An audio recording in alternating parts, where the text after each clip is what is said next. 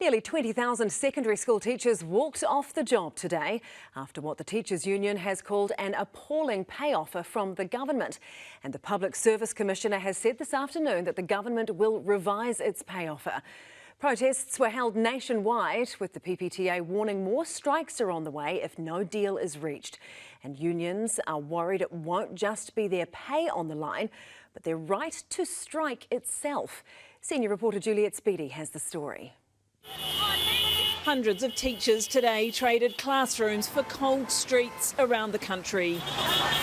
Teachers united will never be defeated. We need to step out of the classroom today because the pay offer that we're getting and the resourcing that's being offered on other conditions in our negotiations just don't cut it. If the government wants us to be the best education system, a member of the best education system in the world, they need to invest in teachers because we are the frontline soldiers for education. Better working conditions, and in particular, we're after more pastoral care time in our schools. I've been really wound up by Judith Collins, and the performance that she did in the media with Erica Stanford, teacher bashing and actually misleading the public by saying that we earn $147,000. Nearly 20,000 are off work, calling a 1% pay increase both demeaning and disrespectful. On one hand, Minister Stanford is saying she loves teachers and she's really pleased that we're implementing all her new policies for her. But on the other hand, they're offering us a measly 1%. We're just waiting for the government to put a substantial offer forward. The government offer at 1% is simply not fair. The current offer is just going to push more teachers away. These negotiations have been coming up for 3 years since the last contract was signed. So why on earth have we given away $3 billion to landlords, paid $640 million for ships that we're not going to get, given, $150, $300 million to tobacco companies? The government says it is still willing to negotiate, but the strike was premature.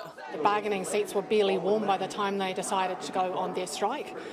And if you look at all the slick marketing that they had prepared and all of the venues that they had booked, it looks extraordinarily like it was premeditated, and that's really disappointing. They have 6 days of negotiation and go on strike and put everybody out. I think that's a bit unreasonable. The PPTA disagrees, saying the ball is in the government's court. They have the ability to make an offer that could have reached a settlement. Unfortunately, we have to engage in industrial action to help the government move the needle on those offers. They could have come to the party yesterday with an offer and they chose not to. So that's really disappointing. And Judith Collins is now signalling she may look at tightening the right to strike. We're clearly going to have a whole stack of strikes, and the unions have made it pretty clear they're just going to strike and strike and strike.